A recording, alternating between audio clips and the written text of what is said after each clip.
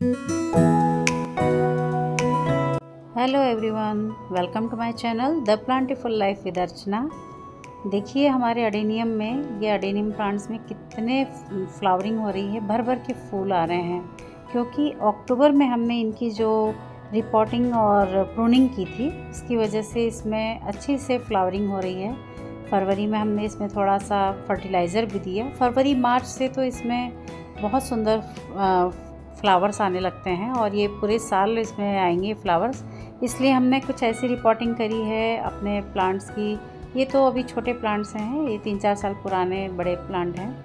लेकिन कुछ बड़े प्लांट्स ऐसे होते हैं जिनको ऊपर से तो वो अच्छे फ्लावर्स देते हैं, अच्छे दिखते हैं, हेल्दी दिखते हैं, लेकिन अंदर से उनमें रूट रॉट होने की संभावना होती है। हो सकता है रूट रॉट हो रहा हो, इसलिए उसको हम रिपोर्ट कर रहे हैं। हमारे पास कुछ प्लांट्स हैं जो, ये देखिए इतना बड़ा प्लांट है, इसमें अब अंदर रूट रॉट होने की संभावना है। फ्लावर्स तो अच्छे आ रहे हैं, तो इसलिए हमने इसका रिपोर्टिंग किया।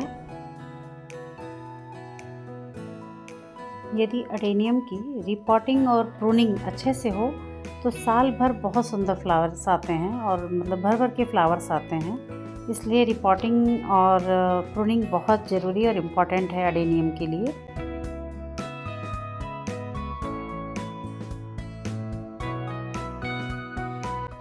जैसे ये प्लांट बहुत बड़ा है, देखने में बहुत हेल्दी लग रहा है, लेकिन हो सकता है अंदर से रूट रॉट हो रही हो। इसलिए 1-2 साल में रिपोर्टिंग, बड़े प्लांट्स की भी रिपोर्टिंग बहुत ज़रूरी है, तभी उसमें फिर अच्छे फ्लावर्स आते हैं। अगर रिपोर्टिंग कर देंगे हम अच्छे से, फर्टिलाइज़र दे देंगे, तो उसमें फ्लावर्स बहुत अच्छे आएंगे। तो ये प्लांट हमारा काफ़ी बड़ा और काफ़ी पुराना है, तो इसको निकालने में भी बड़ी प्रॉब्लम हो रही है। पॉट में से निकालने में बड़ी प्रॉब्लम हो रही थी, इसलिए इसमें फिर पानी डाल के और इसको धीरे धीरे निकाला गया।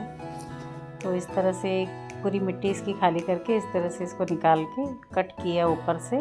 इसकी ब्रांचेस, जो लेगी ब्रांचेस थे, उनको भी कट किया है, क्योंकि इनकी लेगी ब्रांचेस को काटने से शेप अच्छा आता है प्लांट में, अडेनियम के प्लांट में। अब इसको अच्छी तरह से वॉश कर रहे हैं, क्योंकि इसमें अंदर भी कई कंकर पत्थर और मिट्टी फंसी होती है, जिससे फंगस का डर रहेगा। तो ये सारा अच्छी तरह से वॉश कर रहे हैं, साफ़ पानी से वॉश कर रहे हैं। निकालने के बाद प्लांट को अच्छी तरह से धो लिया। इसमें जहाँ भी अगर रूट रॉट हो रखी है तो वो भी दिखाई देगी, तो उसको कट करके साफ़ चाकू से कट करके निकाल दिया। ये देखिए इस तरह से ये कट करके इसकी जो भी रूट्स रॉट हो रखी हैं, जो सड़ गई हैं, गल गई हैं, उनको हटा दे रहे हैं, ताकि वो क्लीन हो जाए और आगे पूरा प्लांट ख़राब ना हो।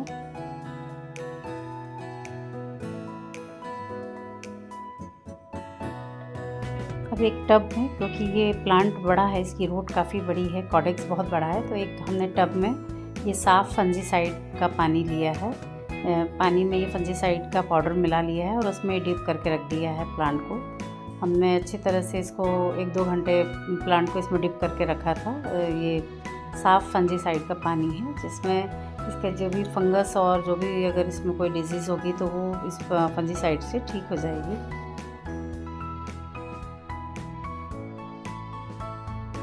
ये भी एक हमारा दूसरा प्लांट है। एक हमने एक पॉट में 2 प्लांट्स को एक साथ, छोटे छोटे जब थे तो इनको एक साथ हमने रिपोर्ट कर दिया था। तो ये अभी इसको भी हमने सोचा रिपोर्टिंग करते हैं, क्योंकि काफ़ी इसकी भी ब्रांचेस लैगी सी हो गई थी। ये देखिए कैसी लंबी लंबी सी ब्रांचेस हैं, तो सोचा इसका भी रिपोर्टिंग, 2-2.5 साल हो गए इसको भी रिपोर्टिंग किए, तो ये हमने पूरी तरह से निकाल लिया है। देखिए कितना रूट बाउंड हो गया है, इतना ज़्यादा। और डर है कि कहीं अंदर से रूट रॉट ना हो जाए, मतलब इसकी रूट्स कहीं ख़राब ना हो जाए, सड़ ना जाए, गल ना जाए। तो इसलिए इसकी ब्रांचेस को भी कट करेंगे और इसकी पहले ये सारी मिट्टी हटा के इसकी जो भी रूट बाउंड हो रखी है उन रूट्स को काटेंगे। ये जो पतली पतली रूट्स हैं, इनको सबको काट देंगे, ताकि इसमें नई रूट्स बनेंगी, नए तरीके से नया शेप आएगा। और इसको हमने बिल्कुल हस्बैंड कर रहे हैं रिपोर्टिंग पूरी। मैं तो सिर्फ ऊपर से वीडियो बना रही हूँ, देख रही हूँ। तो इसको पूरी तरह से क्लीन वाटर में धो के और अब इसको इसकी रूट्स को ट्रिमिंग करेंगे। ये सारी रूट्स जितनी भी है, ये छोटी छोटी रूट्स हैं, सबकी ट्रिमिंग कर देंगे। अब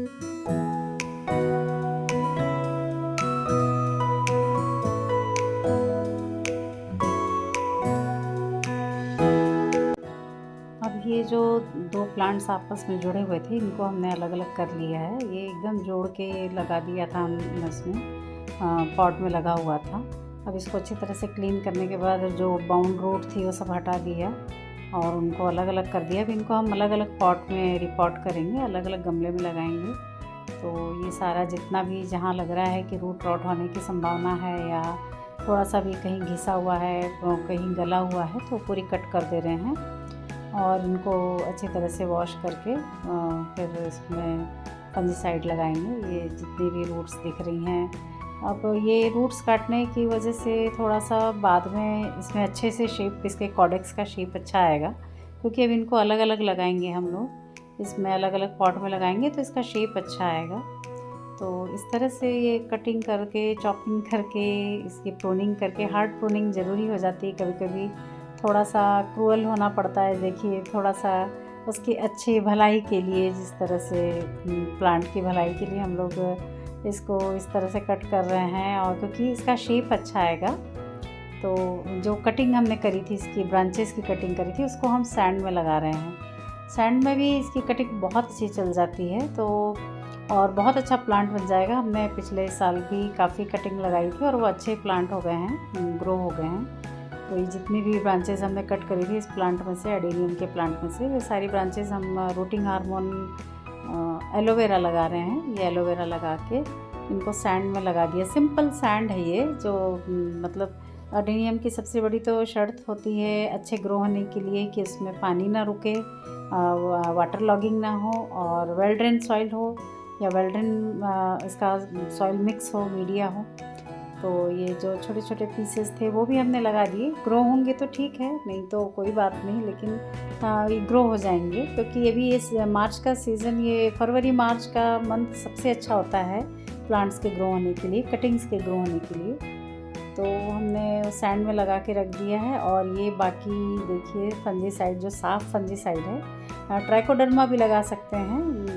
ये सब हम इसके पूरी रूट पे लगा रहे हैं। जहाँ जहाँ हल्का सा कट भी लगा है, स्क्रैच भी आया है, उस सब पे हम ये साफ़ फंजीसाइड लगा देंगे, क्योंकि कहीं भी स्क्रैच भी है तो वहाँ फंगस का डर हो जाता है। क्योंकि एडेनियम के प्लांट में सबसे बड़ा डर होता है फंगस का ही। अगर वो फंगस लग गया तो ख़राब हो जाता है पूरा प्लांट। तो इस तरह से पूरी तरह से जहाँ स्क्रैच भी लगाया वहाँ भी हमने पूरे इन्होंने सारा साफ़ फंजीसाइड लगा दिया है। और इसको हम एटलीस्ट 4-5 दिन ऐसे ही रखेंगे अभी इसको शेडी एरिया में। और ये इसको या तो टांग दें या हवा में, खुली हवा में ऐसे रख दें इसको, जहाँ ख़राब ना हो, ये मतलब कहीं फंगस का डर ना हो। अब इसकी सॉइल मिक्स बना रहे हैं। सॉइल मिक्स इसकी वेल ड्रेन सॉइल होनी चाहिए, जिसमें पानी ना रुके, हल्की हो। तो इसमें 40% रिवर सैंड मिलाया है हमने, और 30% गार्डन सॉइल लिया है, और 20% परलाइट या सिंडर भी ले सकते हैं, परलाइट ले सकते हैं। यदि सिंडर ना हो तो लकड़ी का कोयला, और लकड़ी का कोयला ना हो तो ईंट के छोटे छोटे टुकड़े मिला सकते हैं, और ईंट के छोटे छोटे टुकड़े ना हो तो कंकर भी ले सकते हैं कुछ, लेकिन ईंट के टुकड़े हमने ज़्यादा लिए इसमें, और लकड़ी का कोयला लिया है इसमें। और इसमें फिर हम 10% बोन मील या गोबर की पकी हुई खाद, जो गोबर की खाद जो 2-3 साल पुरानी हो, अच्छी तरह से पकी हुई जो गोबर की खाद हो, वो ले सकते हैं। वो सबसे अच्छी इसके लिए फर्टिलाइज़र है। और बोन मिल ले सकते हैं। बोन मिल ना हो, क्योंकि बोन मिल में फास्फोरस होता है, और फास्फोरस और पोटेशियम रूट और फ्लावर के लिए ज़्यादा ज़रूरी है। तो अगर बोन मिल ना हो और ना डालना चाहें तो रॉक फॉस्फेट ले सकते हैं, या डीएपी के 15 से 20, मतलब डीएपी डाल सकते हैं, डीएपी इसमें, या फिर बनाना पील का फर्टिलाइज़र। हमने इसमें बनाना के सूखे हुए छिलके, उनको पीस के उसका पाउडर मिलाया हुआ है। इसमें लीफ कंपोस्ट भी डाल सकते हैं हम, लेकिन लीफ कंपोस्ट भी अच्छी तरह से पकी, मतलब पुरानी हो, सूखी हो अच्छी तरह से, बिल्कुल भी नमी नहीं होना चाहिए। वो सब हमने ये सारा इसका सॉइल मिक्स बनाया है। और डीएपी के कुछ दाने भी डाल सकते हैं, क्योंकि इसके रूट, इसकी पूरी और ओवरऑल प्लांट के ग्रोथ के लिए डीएपी बहुत अच्छा फर्टिलाइज़र है। और अडेनियम के सॉइल मिक्स में कोकोपीट बिल्कुल यूज़ नहीं करना चाहिए, क्योंकि इसमें नमी होती है तो उससे रूट रॉट होने का डर रहता है। और ये देखिए इस तरह से हमने सॉइल मिक्स बनाई है। इसमें हमने डीएपी के कुछ दाने भी डाले हैं। डीएपी ओवरऑल प्लांट की ग्रोथ के लिए बहुत अच्छा होता है। और ये कोयले का टुकड़े डाले हैं जो इसमें एंटी फंगल का काम भी करेगा। हमने कुछ फंजीसाइड का पाउडर भी डाला है, साफ फंजीसाइड का पाउडर भी डाला है। अब ये देखिए हमने ये पॉट ले लिया है, क्योंकि जो हमने कट करके रखा था इसमें फंगीसाइड लगा के रखा था, ये 5-6 दिन इस तरह से हमने रख दिया था इस प्लांट को।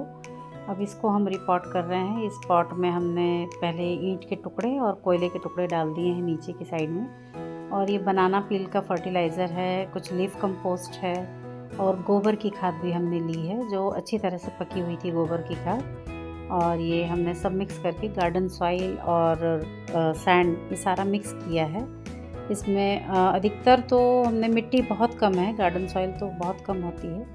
इसमें ईंट के टुकड़े और कोयले के टुकड़े ही ज़्यादा हैं। कोयले के टुकड़े ईंट के टुकड़े दोनों ही पानी सोख लेते हैं, मतलब इसमें पानी रुकने नहीं देते हैं, ओवर वाटरिंग नहीं हो पाता है इसमें। तो इस तरह से ये हमने सारा इसमें डाल दिया है। एक लेयर इसमें बनाना पील का जो फर्टिलाइज़र है उसको पीस के हमने पाउडर बनाया था, वो भी इसमें मिलाया है, क्योंकि बनाना पील के फर्टिलाइज़र में पोटाश होता है जो फूलों के रंग को बढ़ाता है। तो ये देखिए इस तरह से तीनों प्लांट को हमने रिपॉट कर लिया है। और अब 15-20 दिन में इसमें शूट्स आने लगेंगे और साल भर इसमें फूल खिलेंगे। उसके बाद ये जैसे पिछले साल देखिए हमने इसकी प्रूनिंग करी थी और इसकी रिपोर्टिंग करी थी। ये प्लांट था, इसको तो अभी इस साल हमने रिपोर्ट नहीं किया। ये फूलों से भरा हुआ है, पूरा फूल से भरा हुआ है। इसमें सीड पॉट भी बने हैं। और ये देखिए पिछले साल हमने इसकी प्रूनिंग करी थी, हार्ड प्रूनिंग, जिसके साइड से ये नई ब्रांचेस निकल गई हैं और इसमें इतने फ्लावर्स आए। ये सीवीड लिक्विड फर्टिलाइज़र है। इसमें माइक्रो न्यूट्रिएंट्स होते हैं जो फ्लावर्स, अडेनियम में फ्लावर्स के लिए या किसी भी प्लांट के लिए बेस्ट होता है, बेस्ट फ्लावरिंग के लिए होता है। ये 15 से 20 दिन में एक बार दे देना चाहिए adenium plant. Thanks for watching my video.